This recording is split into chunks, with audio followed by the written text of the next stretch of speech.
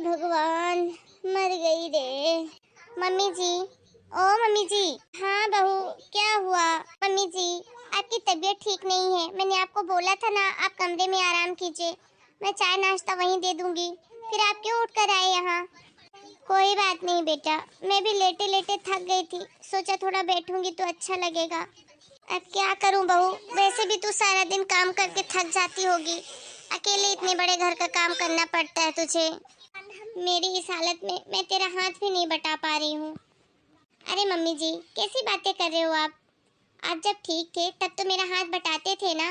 अब आप बीमार हो तो कैसे करोगे? मैं हूँ ना, जब मेरी तबीयत खराब होती है तब आप भी तो मेरे लिए सब कुछ करते हो। और मम्मी जी, आप जल्दी से खाओ पियो और आराम करो, ठीक हो तभी तो आप मेरी मदद कर पाओगे ना। हाँ बहू, कह तो सही रही है। मम्मी जी, आप चाय पी के आराम कीजिए, मैं जब तक घर के बाकी काम निपटा लेती हूँ। ठीक है बहू। मम्मी क्या हो गया आपको मम्मी? अरे प्रिया बेटा, तू कब आई? जैसे ही आपकी बात सुनी मम्मी, वैसे ही दौड़ी दौड़ी आई हूँ। आपको क्या हो गया है? अरे कुछ नहीं हुआ है बेटा, तू रो मत, आ बैठ। मुझे पता है मम्मी, भाभी के कारण ही आपको ये चोट लगी होगी। भाभी आपका बिल्कुल ध्यान नहीं रखती है। अरे नहीं बेटा, तेरी भाभी तो बहुत अच्छी है, कितना ध्यान रखती है मेरा। अरे बेटा, मैं तो कपड़े फैलाने गई थी और वहाँ कहीं मधुमक्खी का छत्ता लगा था तो काट लिया, तो सूजन आ गई और बुखार भी आ गया उसकी वजह से। बाकी और कोई बड़ी बात नहीं बेटा, तू रो मत। वही तो मम्मी, मैं भी कह रही हूँ कि अगर भाभी कपड़े फैला देती तो आपको जाने की जरूरत ही नहीं थी और आपको फिर मधुमक्खी भी नहीं काटती। लेकिन आप हो कि भाभी की भक्त बनी हुई हो, भाभी को कुछ बोलती तो हो नहीं आप। सर पे चढ़ा के रखा है आपने भाभी को। अरे क्या है बेटा, आते ही तो अपने भाभी के बारे में बुरा भला बोलने लगती है। बहुत अच्छी है तेरी भाभी और हमारा बहुत अच्छे से ध्यान रखती है। हाँ हाँ, रहने दो मम्मी, सब देख रही हूँ मैं, कितना ध्यान रखती है भाभी। अरे दीदी, आप कब आई? कैसे हो आप?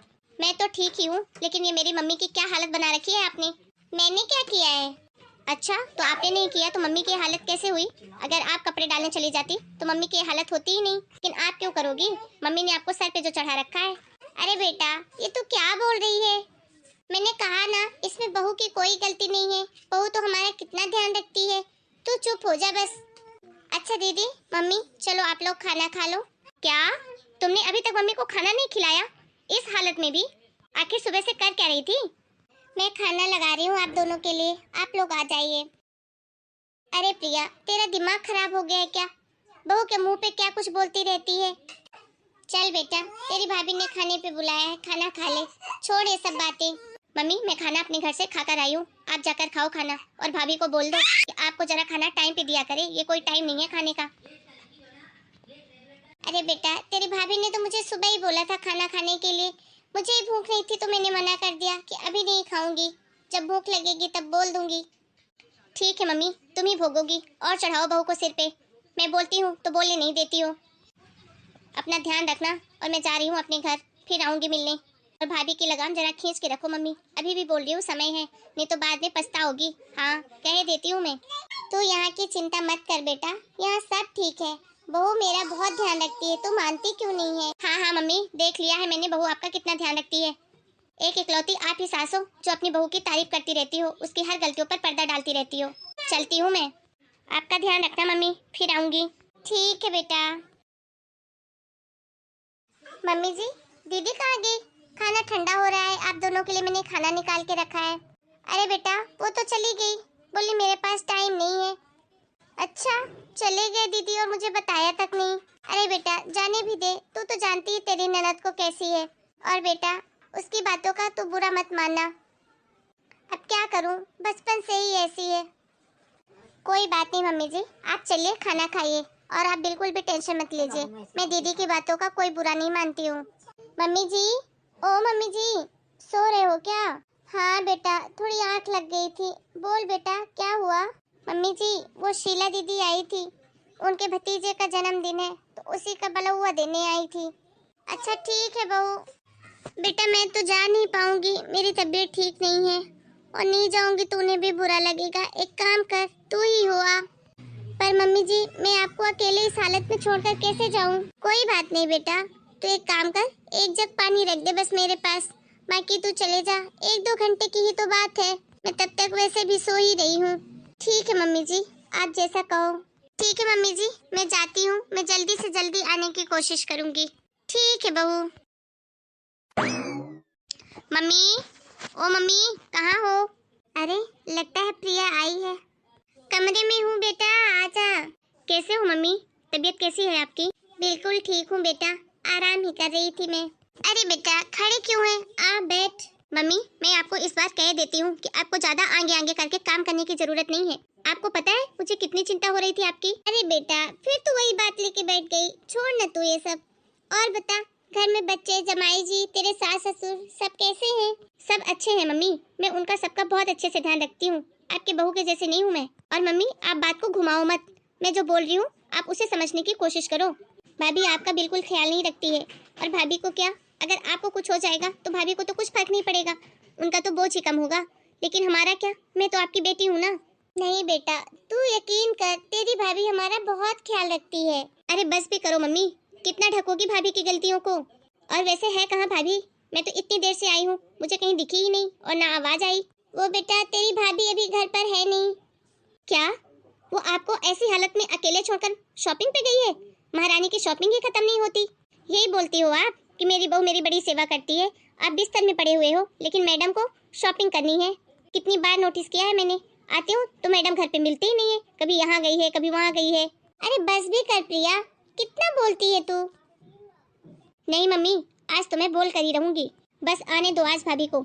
आज मैं बिल्कुल भी चुप नहीं रहूंगी। अरे प्रिया चुप भी कर, ऐसे उल्टी सीधी बातें क्यों करती है तू?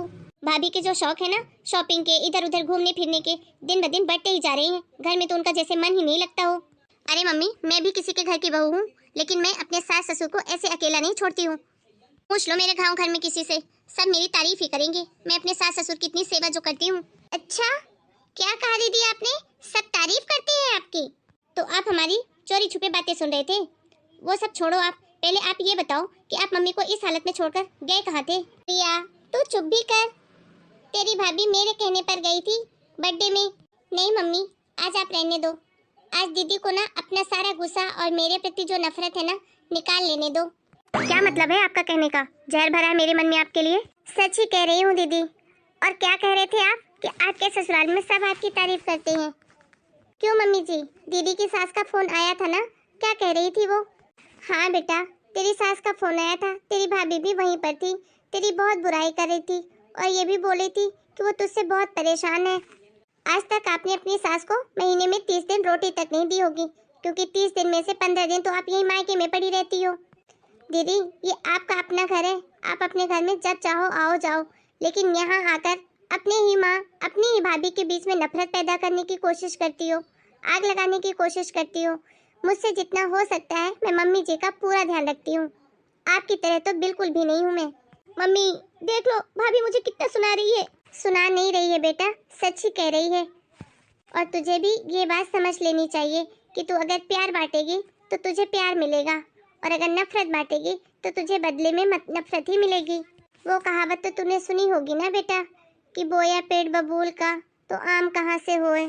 दीदी आज तक मैंने आपकी हर छोटी बड़ी गलती को नज़रअंदाज किया है, लेकिन अब बात हद से ज़्यादा बढ़ रही थी, इसलिए मुझे आपको रोकना जरूरी था, वरना मैं आपको अपनी छोटी बहन के जैसे ही प्यार करती हूँ दीदी।